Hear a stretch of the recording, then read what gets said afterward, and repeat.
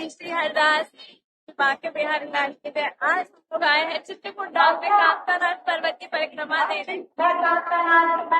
तो महाकुंभ में जाने के पहले हम लोगों ने चित्रकूट धाम में कामतानाथ पर्वत की परिक्रमा की।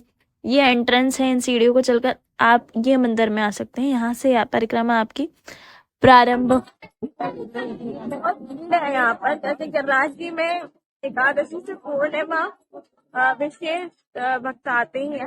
वैसे यहाँ प्रति अमावस्या को बहुत भक्त आते हैं और आज अमावस्या से एक दिन पहले हम लोग परिक्रमा बहुत भीड़ हमको मिल रही है। पर आनंद है, जैसे श्री गिरिराज जी महाराज की कृपा है, उन्होंने यहाँ भी हमें परिक्रमा करने का सौभाग्य दिया। चूंकि हम लोग जब पहुंचे थे तो अमावस्या के एक दिन पहले, अमावस्या पर यहाँ मेला लगता है, तो एक दिन पहले तो बहुत भीड़ थी। अब ये दर्शन जब हम करते तो ऐसा लगता है कामतगिरी में भी कि बिल्कुल गिरिराज जी महाराज की ही परिक्रमा दे रहे हैं, बिल्कुल सेम गिरिराज जी। और ये राम जानकी महल आपको परिक्रमा के मध्य में आता है।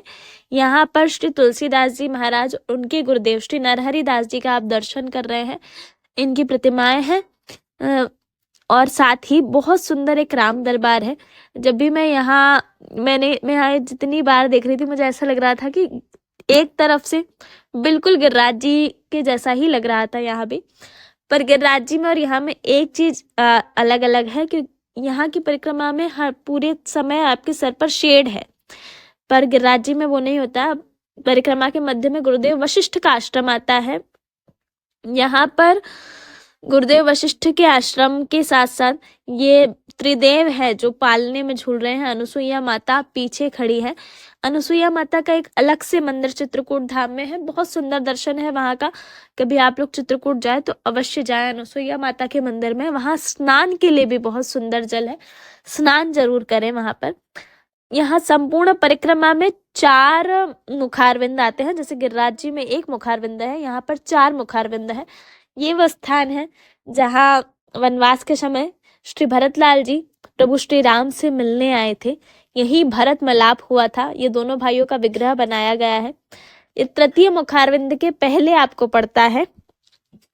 तो कुल मिलाकर 4 मुखारविंद कामतगिरी पर्वत के हैं। जब हम यहाँ से चल रहे थे तो हमको ऐसा लग रहा था, जैसे ही मेरी दृष्टि इस तरफ पड़ती थी तो मुझे लगता था मैं गिरिराज जी की परिक्रमा कर रही हूँ।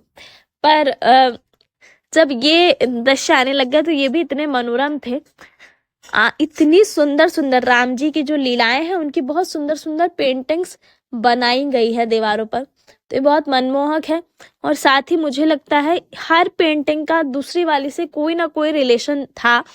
किसी एक ही आर्टिस्ट ने सारी पेंटिंग्स बनाई है। बहुत सुंदर कलाकृतियां हैं, मतलब देखने योग्य है कि आप यहाँ ठहर के इसका दर्शन कर सकते हैं। एक एक डिटेलिंग बड़ी बारीकी से, बहुत सुंदर तरीके से की गई है।